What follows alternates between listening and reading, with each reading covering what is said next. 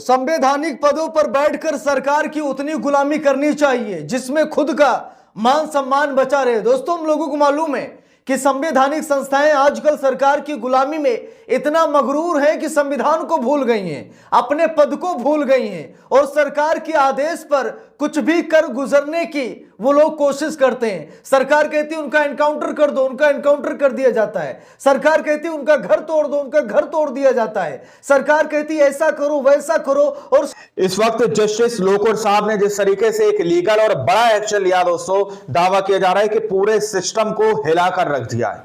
जो सरकार के चाटुकार हैं या सरकार के तलवे चाटने का काम करते हैं, सरकारी विभाग में बैठकर उनको सीधे तौर पर चैलेंज दिया है, सीधे तौर पर उनको हिदायत दी है कि किसी भी तरीके से सरकार की चाटुकारता नहीं चलेगी। दावा किया जा रहा है कि सरकार की पूरी तरीके से नींव हिलाकर रख दी है। दोस्तों, जस्टिस लोकुर जिस तरीके का बात कहते हुए नजर आ रहे हैं, उससे सीधे तौर पर यह अंदाजा लगाया जा सकता है कि अगर जस्टिस चाहें तो क्या नहीं हो सकता देश के अंदर। हमारे साथ वरिष्ठ पत्रकार मौजूद है विशाल यादव, आप उनकी इस रिपोर्ट को देखिए। नमस्कार, मैं हूं विशाल यादव। संवैधानिक पदों पर बैठकर सरकार की उतनी गुलामी करनी चाहिए जिसमें खुद का मान सम्मान बचा रहे। दोस्तों, हम लोगों को मालूम है कि संवैधानिक संस्थाएं आजकल सरकार की गुलामी में इतना मगरूर हैं कि संविधान को भूल गई हैं, अपने पद को भूल गई हैं और सरकार के आदेश पर कुछ भी कर गुजरने की वो लोग कोशिश करते हैं। सरकार कहती है उनका एनकाउंटर कर दो, उनका एनकाउंटर कर दिया जाता है। सरकार कहती है उनका घर तोड़ दो, उनका घर तोड़ दिया जाता है। सरकार कहती है ऐसा करो वैसा करो और संवैधानिक संस्थाओं में बैठकर लोग कुछ वैसा ही कर रहे हैं। इसी बात को लेकर आज सुप्रीम कोर्ट के जस्टिस ने चौंकाने वाला खुलासा किया है। दोस्तों, कई बार बड़े बड़े पदों के अधिकारी भी ये कहते पाए गए हैं कि सरकार के आदेश पर इतना मत गुलामी करो कि सरकार जब बदल जाएगी ना तो जब फाइल खुलेगी तो तुम्हारी लंका लग जाएगी। इसीलिए संवैधानिक पद का सम्मान कीजिए।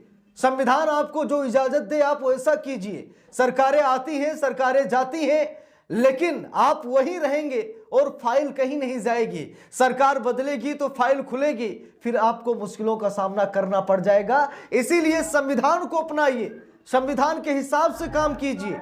सरकार के कहने पर आप गोली मत चलाइए, सरकार के कहने पर आप विपक्षी नेताओं के घर में जाकर छापेमारी मत कीजिए। आप विपक्षी नेताओं को उठा उठाकर जेल में मत डालिए, नहीं तो सरकार बदलेगी तो हिसाब और किताब सबका होगा। हिसाब किताब सबका होगा जब सरकार बदलेगी तो। पूर्व जस्टिस मदन बी लोकुर साहब ने साफ साफ संकेत दे दिया है कि चाहे जांच एजेंसी हो या फिर पुलिस विभाग हो या फिर कोई भी विभाग हो, कोई संवैधानिक संस्था हो या फिर कोई संवैधानिक पद पर बैठा हुआ अधिकारी हो, उसे सरकार की चरण वंदना नहीं करनी चाहिए। जरा यहां पर देखिए, खबर में साफ साफ लिखा भी है, पहले जेल में डालें फिर इन्वेस्टिगेशन हो, ये नहीं होना चाहिए। बिल्कुल सही बात है। दोस्तों, होता क्या है आजकल, पहले उठाकर जेल में डाल दिया जाता है, जेल में डाल दिया, यानी कि अभी अपराध सिद्ध नहीं हुआ है, आरोप सिद्ध नहीं हुआ है, वो सच में अपराधी है या फिर नहीं है, इसका प्रमाण सरकार के पास नहीं है, लेकिन उसके बाद भी सीधा उसे उठाकर जेल में डाल दिया जाता है। और खास तौर पर ईडी सीबीआई ऐसा ही करती है। पहले आरोपी को उठाकर जेल में डाला जाता है, फिर जांच शुरू होती है। अब जांच 6 महीने चल रही है, साल भर चल रही है, 2 साल चल रही है, 10 साल चल रही है, कुछ पता ही नहीं है। अरविंद केजरीवाल, मनीष सिसोदिया, संजय सिंह जैसे विपक्ष के कई बड़े नेताओं को पहले उठाकर जेल में डाला गया, फिर 5 महीने, 6 महीने, साल भर जांच चलती रही और बेगुनाह लोग जेल में सड़ते रहे। इसी बात को लेकर सुप्रीम कोर्ट के पूर्व जस्टिस मदन बी लोकुर साहब ने कहा यह सही नहीं है, ऐसा नहीं होना चाहिए। पहले आप जांच कीजिए, पहले जांच कीजिए, जब वो दोषी पाया जाए, जब वो अपराधी पाया जाए तो उठाकर उसको जेल में डालिए। लेकिन ये तरीका बिल्कुल गलत है कि आप पहले उठाकर जेल में डाल देते हैं, फिर आप जांच शुरू करते हैं। अब जांच चल रही है, जांच चल रही है, वो बेगुनाह बिना वजह के जेल में सड़ रहा है ना। जबरदस्त बात जस्टिस मदन बी लोकुर साहब ने जो कहा है, लाखों सलाम, ऐसा ही नियम बनना चाहिए। देखिए यहां पर लिखा है, पहले जेल में डाले फिर इन्वेस्टिगेशन हो, यह नहीं होना चाहिए। सुप्रीम कोर्ट के पूर्व जस्टिस लोकुर बोले, हिंदू राष्ट्र तो हो नहीं सकता, पूरा संविधान बदलना पड़ेगा, पूरा संविधान बदलना पड़ेगा हिंदू राष्ट्र के लिए, और ये हो नहीं सकता। साहब ने लगा दिया, जस्टिस लोकुर साहब ने कहा नॉट पॉसिबल कि भाई हिंदू राष्ट्र भारत कभी नहीं होगा। जो लोग सपना देख रहे हैं ना हिंदू राष्ट्र का, हिंदू राष्ट्र भारत कभी नहीं होगा। क्योंकि हिंदू राष्ट्र के नाम पर एक विशेष जाति का राष्ट्र बनाने की कोशिश की जा रही है। अगर हिंदू राष्ट्र की बात की जाती है और सभी हिंदुओं का सम्मान किया जाता है तो बात अलग की है, लेकिन ऊंची जात के लोग हिंदू राष्ट्र का नाम देकर के, क्योंकि वही अपने आप को हिंदू समझते हैं, बाकी किसी को हिंदू समझते नहीं, किसी को पिछड़ा समझते हैं, किसी को दलित समझते हैं, किसी को नीच, किसी को शूद्र समझते हैं, बाकी हिंदू कहां समझते हैं? बाकी हिंदू कहां अगर समझते ऊंची हैं? जात के लोग सच में सभी को हिंदू समझते हैं तो गले क्यों नहीं लगाते हैं? सबके यहाँ क्यों नहीं आते जाते हैं? क्यों नहीं आते जाते हैं? क्यों उनके हाथ का पानी नहीं पीते किसी हैं? को सिर्फ अपने आप को हिंदू समझते हैं, इसीलिए वो हिंदू राष्ट्र की बात कर रहे हैं। तो ऐसा हिंदू राष्ट्र कभी नहीं बनेगा। अब कुछ लोग कहेंगे कि आप हिंदुओं के खिलाफ बोल रहे हैं, ऐसा नहीं है। हिंदू राष्ट्र की परिभाषा क्या है? जो लोग हिंदू राष्ट्र बनाने की बात कर रहे हैं वो हिंदू राष्ट्र की परिभाषा क्या बता पाएंगे कि हिंदू राष्ट्र का मैनिफेस्टो क्या है, हिंदू राष्ट्र की परिभाषा क्या है, हिंदू राष्ट्र कैसा होगा, इसका क्या मतलब है, क्या मायने हैं? क्या कोई बताएगा हिंदू राष्ट्र के मायने क्या है? जस्टिस लोकुर साहब यही बता रहे हैं कि भारत कभी हिंदू राष्ट्र नहीं हो सकता, पूरा संविधान बदलना पड़ेगा। और हम सभी लोगों को मालूम है कि संविधान कोई बदल नहीं सकता। जब तक संविधान बदला नहीं जाएगा तब तक हिंदू राष्ट्र बन ही नहीं सकता है। और ये चंद मनुवादी हिंदू राष्ट्र बना भी नहीं सकते हैं।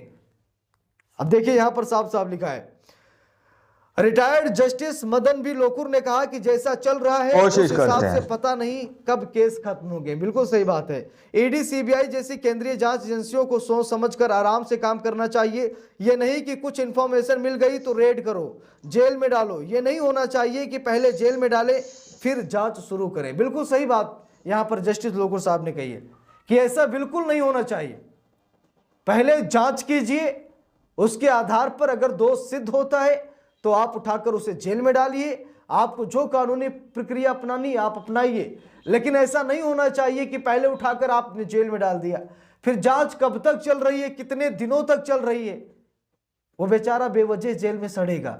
बाद में पता लगेगा कि ये तो निर्दोष है, इसने तो कोई अपराध किया ही नहीं, उसे बाइज्जत बरी कर दिया जाता है। लेकिन उसकी भावनाओं को जो ठेस पहुंचता है, उसके जो मौलिक अधिकार है उसका जो हनन होता है, उसे बेवजह जेल में डाला जाता है, उसके समय को बर्बाद किया जाता है, तो इसका जवाब कौन देगा? इसीलिए जस्टिस लोकुर साहब जो कुछ भी कह रहे हैं बिल्कुल सही कह रहे हैं कि जांच एजेंसियों को, पुलिसिया विभाग को या फिर संवैधानिक हिसाब किताब सबका होगा जब सरकार बदलेगी तो। हिसाब से नहीं बल्कि संविधान के हिसाब से चलना चाहिए। उन्हें आराम से सोच समझ कर किसी पर एक्शन लेना चाहिए। ऐसा नहीं कि बस सरकारी आदेश आ गया, जाओ वहां पर रेड मारनी है, अपना बोरी बिस्तर उठाए निकल पड़े रेड मारने के लिए, रेड मारी, गिरफ्तार कर लिए, जेल में डाल दिए। जब जांच हुई तो पता लगा, साल 2 साल बाद पता लगा कि ये तो निर्दोष है, तो इससे क्या फायदा है कि नहीं? इसीलिए संवैधानिक पदों पर बैठे हुए लोगों को सोच समझकर काम करना चाहिए। सरकार की गुलामी नहीं करनी चाहिए। सरकारें आती हैं, लेकिन आप शायद वहीं रहेंगे, आप नहीं रहेंगे तो फाइल वहीं पड़ी रहेगी, और जब कभी सरकार बदलेगी तो आपको मुसीबतों का सामना करना पड़ेगा। इसीलिए संविधान को अपनाइए, बाबा साहब के बनाए गए रास्ते पर चलिए, आप तरक्की जरूर करेंगे। बाकी सरकार तो अपने वोट बैंक की राजनीति करती है, जहां उसे लगता है कि यहाँ से हमारे वोट बैंक का नुकसान हो रहा है, चलो उसको उठा लो, उसको जेल में डाल दो, ऐसा कर दो, वैसा कर दो, देश भर की धाराएं लगवा दी जाती हैं। तो बात यह है कि सुप्रीम कोर्ट है न्याय दिलाने के लिए, सुप्रीम कोर्ट है देश की खस्ता हालत को समझने के लिए, सुप्रीम कोर्ट के जस्टिस हैं जो समझ रहे हैं कि कैसे लोग क्या कर रहे हैं। इसीलिए जो अधिकारी कुछ गलत कर रहे हैं या फिर सरकार के बड़े ही निकट हैं, सरकार के आदेश पर काम कर रहे हैं, उन्हें समझना चाहिए, सोचना चाहिए कि किसी को भी जांच कीजिए ना किया जाए। तो इस पूरे मामले पर आप लोगों की क्या राय है कमेंट करके जरूर बताइएगा। वीडियो को लाइक शेयर, अगर चैनल पर नए हैं सब्सक्राइब करके सपोर्ट कीजिएगा। मिलते हैं दूसरी वीडियो में, तब तक के लिए बहुत बहुत धन्यवाद। दोस्तों आप लोगों ने इस वीडियो को शुरू से आखिर तक देखा। वीडियो के अंदर साफ तौर पर बात की गई है कि किस तरीके से जस्टिस लोकुर सीधे तौर पर उन लोगों को चेताते हुए नजर आ रहे हैं, उनको हिदायत देते हुए नजर आ रहे हैं जो लोग सरकार की चाटुकारिता करते हैं, सरकार के तलबे चाटने का काम करते हैं, सरकार का गुणगान करने का काम करते हैं। सरकारी विभाग में बैठने के बाद सीधे तौर पर कह दिया कि बहुत महंगी पड़ेगी चाटुकारिता सरकार की। इस तरीके की बात की जा रही है कि निष्पक्ष अगर आप बात नहीं करते हैं तो आप पर महंगी पड़ सकती है ये चीज। बाकी आप लोगों ने इस रिपोर्ट को देखा सुना, आप लोग इस रिपोर्ट के बारे में क्या सोचते हैं, क्या समझते हैं, अपनी राय कमेंट सेक्शन में जरूर दीजिएगा। मिलते हैं अगली वीडियो में, जब तक के लिए जय हिंद, जय भारत।